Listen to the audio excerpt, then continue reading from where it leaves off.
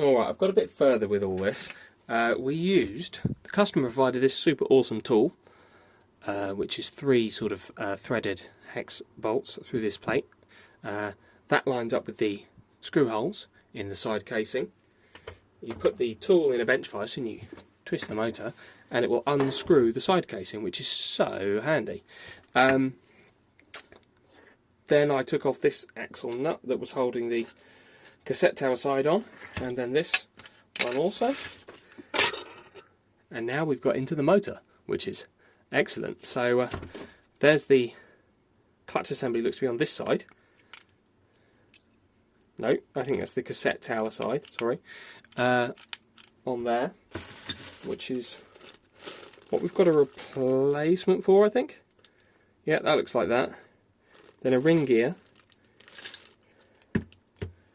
Although maybe the clutch mechanism is in here. If you see here, there is sort of these jobbies. Some of these. Whatever they're all for. Don't know. It looks like the problem isn't the gears anyway, because they are looking in fantastic condition. They look in fantastic condition. But what we do have is the sort of, yeah, I don't think the clutch mechanism's on that side.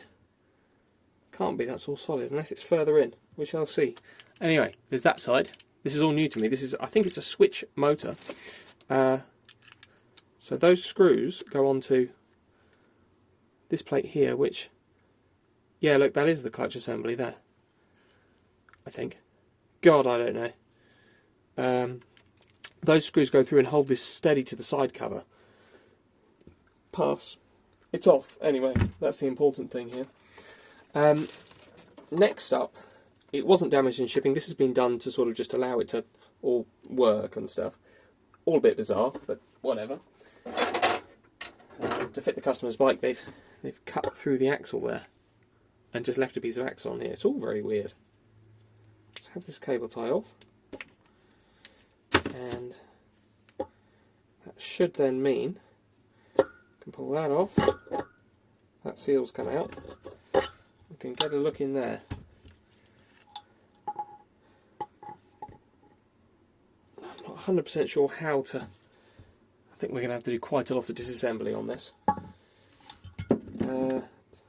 So let us cut this connector off, because it's useless. This piece of wire is broken and damaged. Commitment. Spring. There's the piece of axle that was cut off.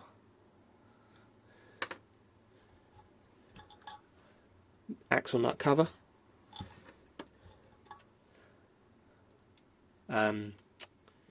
Nut. Axle nut. Put that seal back in place before I lose it. And then the actual motor housing can come out, and that's what that looks like on the inside. No gears on here, it's all to do with the side cover, which is just so strange. But sure, very light now, don't weigh a lot. There it is. 36 volt 500 watt rear motor. Put that over there, out of the way. And then what we're really going to be wanting to look at is this. So to get to the electronics in here, it's all underneath this to replace the cable. Like it goes that way. We have to get this off. So there's going to be probably taking apart all this involved.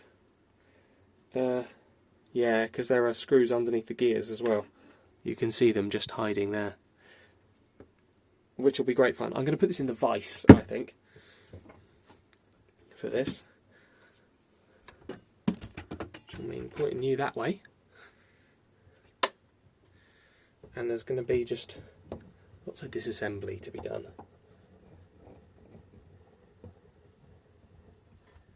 In order to replace the cable on this. So, I see 3 Phillips head screws.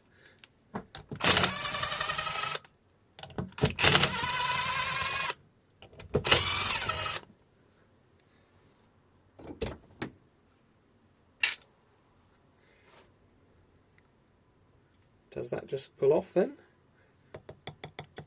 It's plastic, so I don't want to damage it by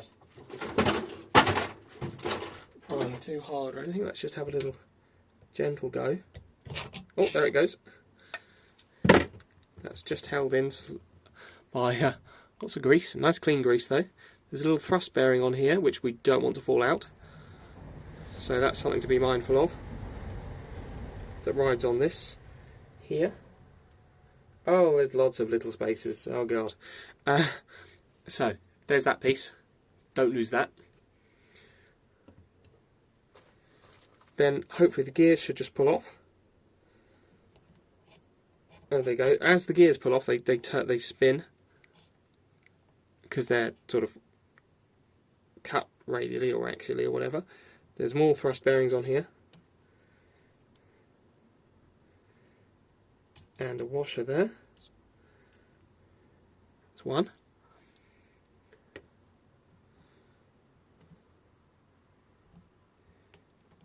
There's another one. Another thrust bearing and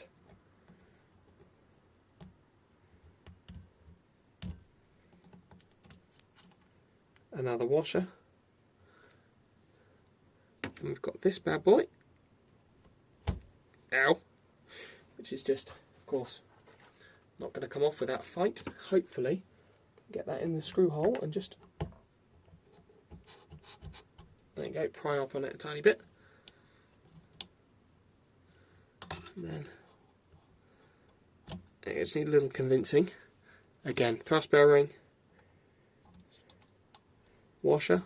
This one, the thrust bearing came off just because the grease stayed stuck on, which is great, super handy. Gears do not need replacing. They're all in excellent condition. So the customer can keep his spare set. There's nothing wrong with them. They all look like that. Next, we've got to undo these screws. I'm not too sure what the deal with all this is. I'm a little afraid of it. That's got to go on the bottom of this thrust bearing on here though, that came off the centre. So that came off that way, which means it goes on that way. The grease will keep that stuck there, I'm sure. And we'll loosen off these Phillips head screws.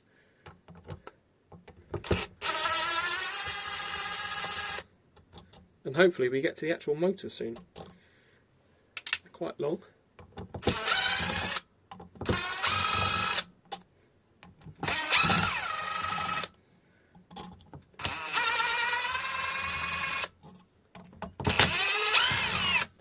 And I'm using a large Posi 2 bit. There's one of the screws that came out like that.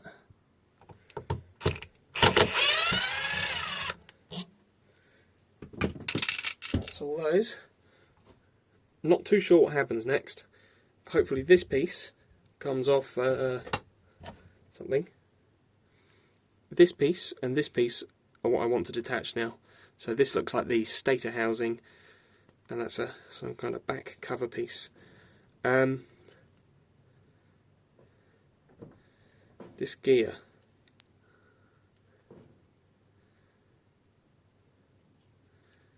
might come off in the process. Not too sure. We're all learning here at the same time. A few gentle taps on the side, all the way around.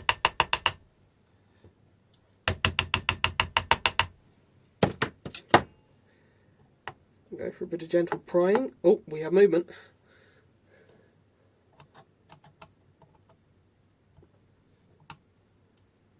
Don't want to break anything.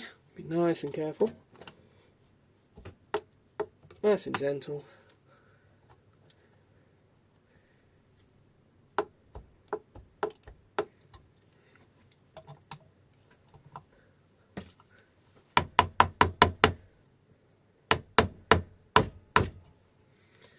Very, very, very soft cast aluminium.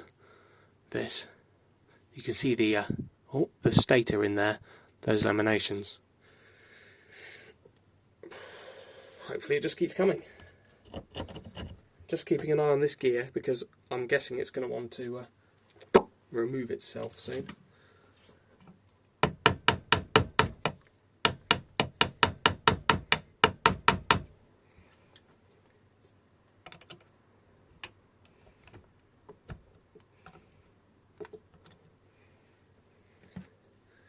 Ah, I bet it doesn't go that way. I bet this doesn't come that way.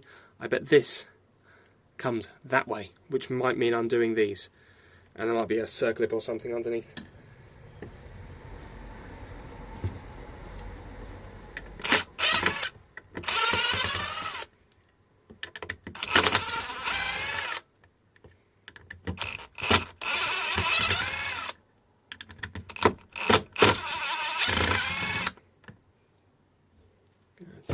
Take them off before I use them.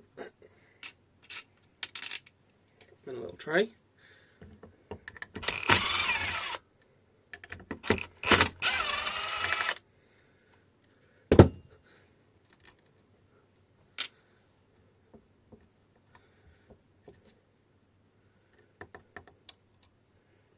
Maybe we'll loosen off those as well. I don't want to be breaking anything.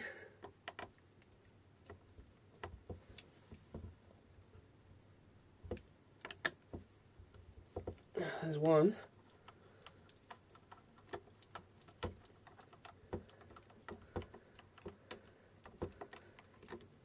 Very small little screws there. I was using a Phillips 1, which doesn't fit badly, but it doesn't want to go in the other one here.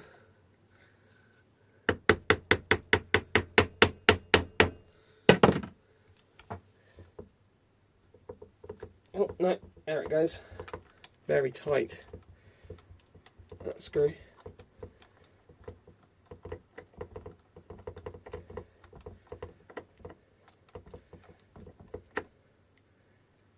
And there's the other one there, very small, don't lose them. Or do what you like.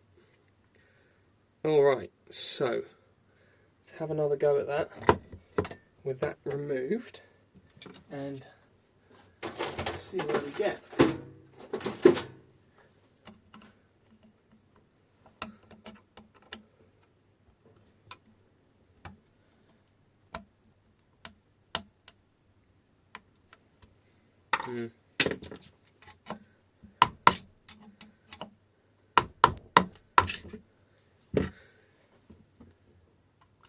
Oh, things are loose.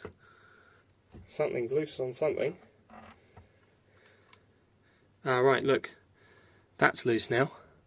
This whole piece here, that's where it comes through. God, those are the hall sensors. There. Here's the phase wire connectors. That does not look like a room to do a cable repair there at all. Certainly to the hall sensors, they can be replaced, that's not too bad. Oh wow, and the magnets are actually around the centre here. Tiny, tiny little pulls there. You see, that's it. Pulls? Magnet ring. That's me just spinning the shaft on the other side. I'd quite like to get this off to work out if I can do the wiring repair, because doing it in here, there's not a lot of room at all. So I'll keep out this for a minute and just see what I can manage, but now that it's not held down anymore, I'm going to struggle, I think. There's also this, which I'm just going to leave there because I don't want it to go anywhere.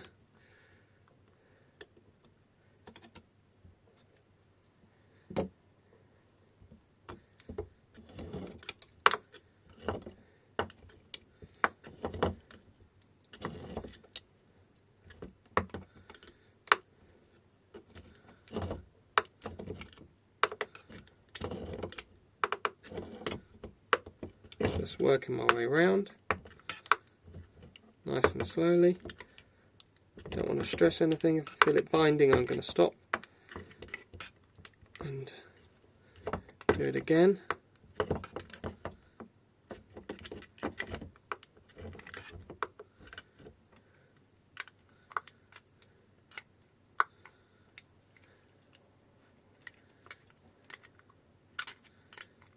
think it is coming slowly.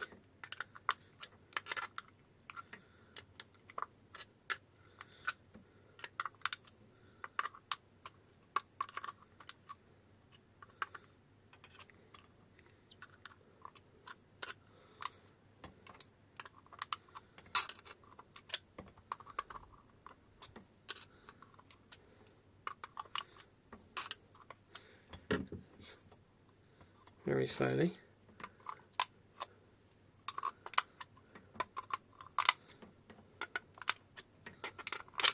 Oh, freedom. Okay.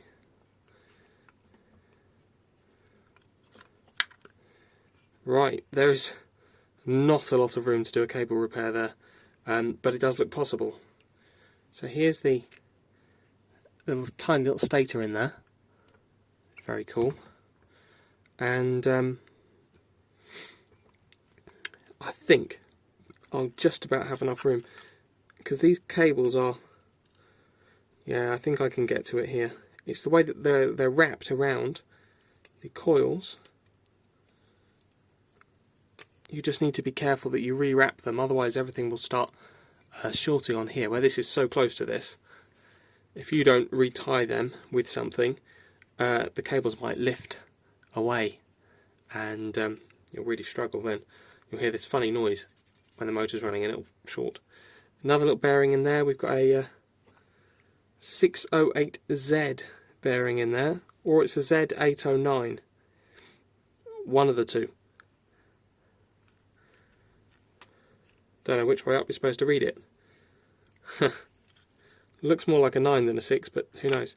But yeah, so that's what's inside that. Reassembly is the reverse of removal and all that, like the Haynes manuals say. This has to go on that way. I might draw some marks in there, actually, so I don't end up confused. Because if I start trying to put that on that way, the hall sensors are never going to line up with what they need to line up with. I guess it shouldn't matter, but I'll do it anyway, just to be sure. There is a little speed sensor in here as well, there, which is what the white wire goes to. But yeah, thanks for watching, and I hope you learned something, because I certainly did. Be nice and careful when you open these things. Thank you.